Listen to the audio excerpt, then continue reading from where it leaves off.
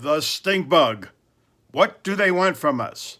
Well, enough of that unpleasant image to this. This is the stink bug, and it is an invasive species which got here first from Asia, and now it's all the heck over the place. In fact, in 45 at least of the 48 states, and still spreading, still multiplying. And I assure you, this video contains no untoward video of the reproductive process. Not that I've tried to look for it, but this creature is something that's ubiquitous, which is a word I learned back in a college lab. It is found everywhere near us, in us. I don't know if there are more in private homes and apartments, or certainly in this private home, and I'll bet in yours too. And this is a video from the National Geographic I'm taking liberty to use since it involves, and there's that stinkum. That, by the way, is not a pheromone. That is an actual self-defense mechanism for these creatures. And this is a United States Department of Agriculture entomologist who was being interviewed by National Geographic. And she fills us in on so many things I did not know, as Johnny Carson used to say. They actually do far more damage in orchards and in agricultural crops than they do to our nervous system. And here they are looking as they do right now. They're on the outsides of our homes, the insides of our homes. They especially like to come out on a sudden warm-up type of day. And as I record this, the sun is out. I've already seen a few. And this is where I saw one yesterday. Not this toothbrush, but my toothbrush. How do you like that?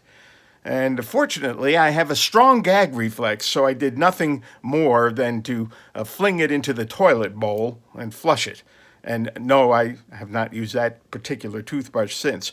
Here is the USDA entomologist in a Maine apple orchard, and this Maine grower is explaining that the stink bug can get inside an apple, leaving what appears to be an almost innocent-looking dimple, and then he cuts it open, and look what's inside. Holy smokes! It's disgusting. Even the farmer, who is well-versed in entomology, was not thrilled to see that. And of course, he explained in the summer of 2010, which was a hot, dry summer in Maine, that's when infestations really increase. And he lost more than 50% of his apple crop, lots of nectarines, apricots, all ravaged by this pesky critter, which drives us crazy, but drives the farmers crazy and costs them big bucks. They are being fervently studied by the USDA and all the land-grant colleges like Cornell and my alma mater, Rutgers and Michigan State and the like. And this device actually was developed to help estimate the flying range of these creatures.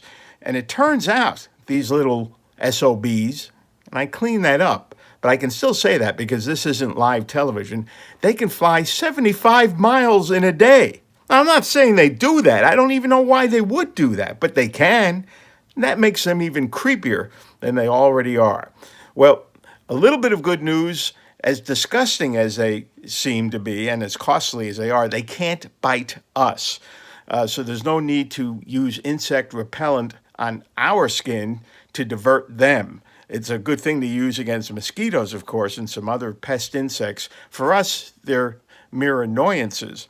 And if we were to keep the cool and wet pattern in which we find ourselves, one of the few pluses to that would be it cuts down on their populations. They tend to flourish much more so in hot, dry summer. So if we ever get a hot, dry summer again, you can start worrying. Holy smokes, they're going to be, who knows what they're doing right now? It's disgusting to think of, but they'll be out there. That, by the way, is a tracking device developed by USDA researchers to track their into orchards. And here is a researcher with a marine radar, which tracks the stink bugs that they have tagged with that little device. Unfortunately, it's not accompanied by an anti-stink bug missile, so it doesn't shoot them down. It just finds where they are. And they are being heavily researched. Entomologists are not recommending insecticide as a line of defense. First of all, it's totally inefficient, let alone its environmental impacts. The best thing we can do is what we do to keep some other critters out, and that is to caulk around openings. And some anecdotal evidence, but a fair amount of it, that if you rub your window screens with a highly scented dryer sheet, the more perfume on the sheet, the better, that seems to act as a repellent to them, and they just don't want to come in. So that's something you can do that will do no harm other than cause an annoyance if you don't like that dryer sheet scent. In the meantime, USDA and the land-grant colleges are looking into genetic engineering, hoping that they'll make some progress in being able to cut down the rate of reproduction with genetically modified organisms, yes, GMOs. And so work is being done, but in the meantime, so far as the eye can see, they are here to stay. And hopefully, so am I. I'll talk to you soon.